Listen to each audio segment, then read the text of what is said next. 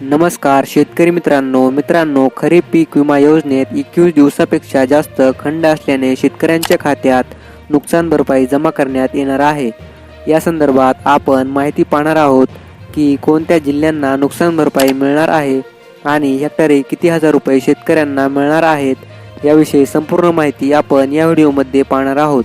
त्यामुळे व्हिडिओ नक्की शेवटपर्यंत पहा। शेतकऱ्यांना तातडीने नुकसान भरपाई म्हणून विमा नुकसान भरपाईच्या 25% रक्कम आगाऊ दिली जाणार आहे।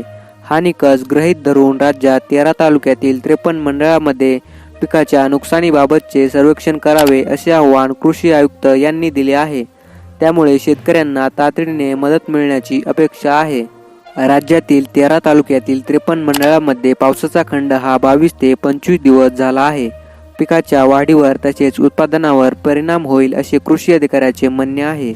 प्रधानमंत्री खरीप पीक विमा योजनेत राज्याने यंदा 1 रुपयात पीक विमा काढला आहे।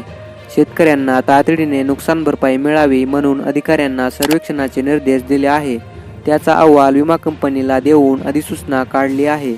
शेतकरी मित्रांनो, या जिल्ह्यांना मिळणार आहे नुकसान भरपाई: अकोला, नगर, अमरावती, छत्रपती संभाजीनगर, बुलढाणा, जळगाव, जालना, नाशिक, परभणी, पुणे, सांगली, सातारा, सोलापूर।